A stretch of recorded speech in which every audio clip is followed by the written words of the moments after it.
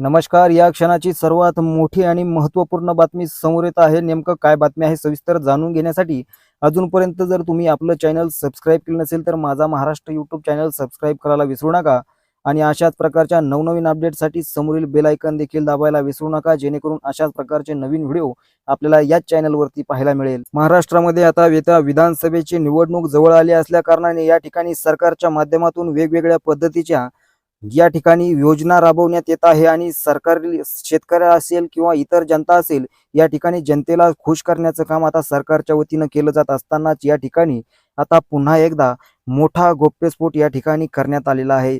संघर्ष योद्धा मनोज जरांगे पाटील समाजासाठी झुंज देत असताना मराठा आरक्षणाचा मार्ग या ठिकाणी मोकळा करत करत आतापर्यंत अनेक मराठा समाजाला कुणबी प्रमाणपत्राच्या माध्यमातून ओबीसी प्रवर्गातून आरक्षण मिळवून दिलेलं आहे आणि अजूनही हा लढा सुरू असतानाच या ठिकाणी आता मनोज जरांगे पाटील यांच्यामुळे अनेक शेतकऱ्यांना पुन्हा एकदा फायदा होण्याची शक्यता या ठिकाणी वर्तवली जात आहे. मनोज जरांगे पाटील आता शेतकऱ्यांसाठी मैदानात उतरणार, कर्जमाफीसाठी करणार आंदोलन, या ठिकाणी अशी बातमी देखील समोर येत आहे. 288 मतदारसंघात या ठिकाणी आढावा घोंगडी बैठक होणार आहे आणि त्या घोंगडी बैठकीच्या माध्यमातून सरकारला पुन्हा एकदा या ठिकाणी मनोज जरांगे पाटील यांच्या वतीनं शेतकऱ्यांसाठी आता आंदोलन करण्याचा या ठिकाणी सरकारला इशारा देण्यात आलेला आहे. मराठा आरक्षण आंदोलनकर्ते मनोज जरांगे पाटील यांनी आता शेतकऱ्यांच्या कर्जमाफीसाठी राज्यभर आंदोलन करण्याचा निर्धार या ठिकाणी केलेला आहे आणि मराठा समाजाला ओबीसीतून सरसकट आरक्षण देण्यात यावं व सगळ्या सोयऱ्याचा कायदा लवकरात लवकर पारित करण्यात यावा.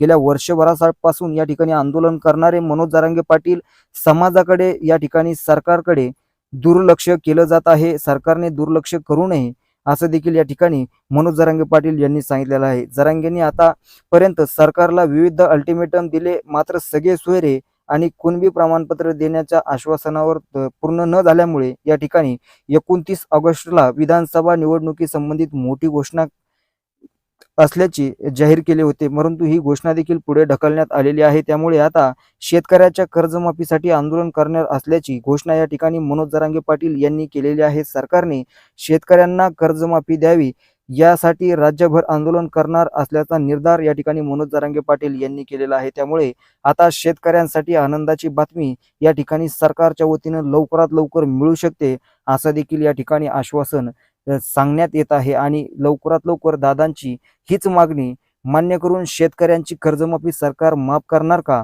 यावरती आता संपूर्ण शेतकऱ्यांचं लक्ष लागलेलं आहे. त्यामुळे सर्वांचं लक्ष आता या आंदोलनाकडे आहे आणि मनोज दादांच्या पाठीमागे संपूर्ण शेतकरी वर्ग ठामपणे उभा आहे.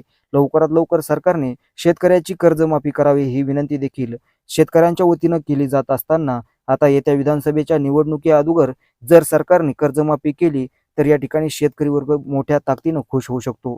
तर मित्रांनो, तुम्हाला ही माहिती कशी वाटली कमेंटमध्ये सांगायला विसरू नका. अशाच प्रकारच्या नवीन बातम्या व ताज्या घडामोडीसाठी चॅनल देखील सबस्क्राईब करायला विसरू नका. धन्यवाद. जय महाराष्ट्र.